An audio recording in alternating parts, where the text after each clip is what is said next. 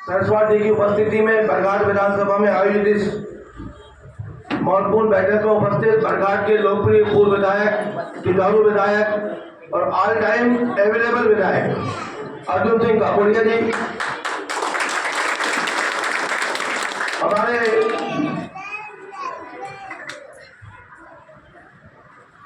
सम्मानीय प्रत्याशी सम्राट सिंह सरस्वत जी, वसी भाई,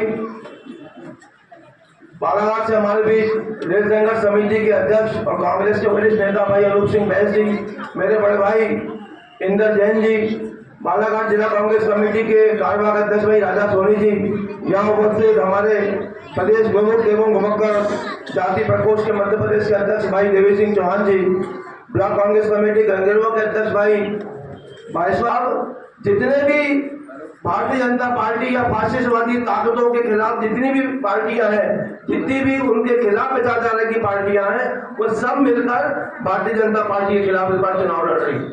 ये कितना भी झूठ बोल ले, ये कितने भी 400 पार का नारा लगा ले, लेकिन मेरा दावा है कि इनको जितनी सीट पिछले चुनाव में मिली थी उससे कम 20% सीट भाजपा को इस बार मिल रही।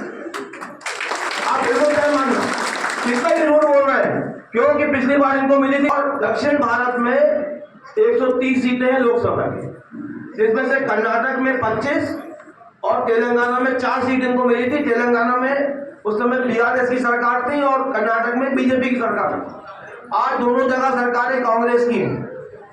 ऐसे ही आज दिल्ली में, ऐसे ही आज मध्य प्रदेश में भी है। मध्य प्रदेश में भी दावे से कह सकते हैं कि मध्य प्रदेश में भी हम Balaghat seat, Mandla seat, Chhindwara seat, जो हमारे आसपास की सीटें हैं, ये हम डंके की चोट पे जीत रहे हैं। और किस आधार से कह रहे हैं हम किस आधार से कह रहे हैं कि हमारा जो विधानसभा चुनाव वो भी हम जीत रहे थे, अर्जुन काकोड़िया भी चुनाव जीत रहे थे, आनंद पंजवानी भी चुनाव जीत रहे थे, लेकिन भारतीय जनता पार्टी ने जो ऐन मौके पर जो पैसे डालकर डायरेक्ट खाते में लोगों के और वोटों को लूटा है, जिस तरह से उन्होंने उसी समय पे किसान सम्मान राशि, फसल बीमा का पैसा जो सालों से नहीं आया था, वो सब पैसा उन्होंने उसी 10 दिन में डालकर मतदाताओं को मैदानों में पहुंचाने का प्रयास किया है।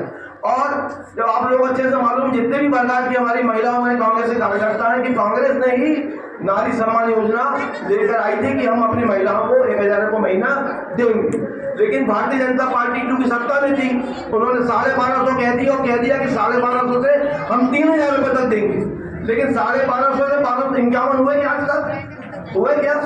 जैसे माननीय कमलनाथ जी ने जो हमारी निराश्रित पेंशन थी वो 300 रुपये से 600 रुपये की थी। जैसी सरकार बनी थी उन्होंने निराश्रित वृद्धावस्था पेंशन 300 रुपये से 600 रुपये की थी।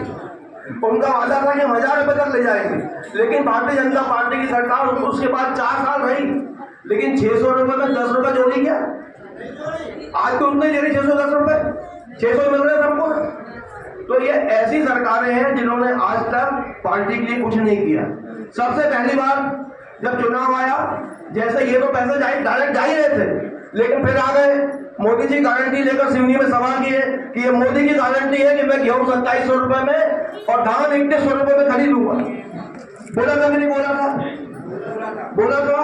उसी समय धान खरीदी चल रही थी, किसी को 3100 रुपये मिले क्या उन्होंने बात की कि हम आपको भावांतर देंगे इसका?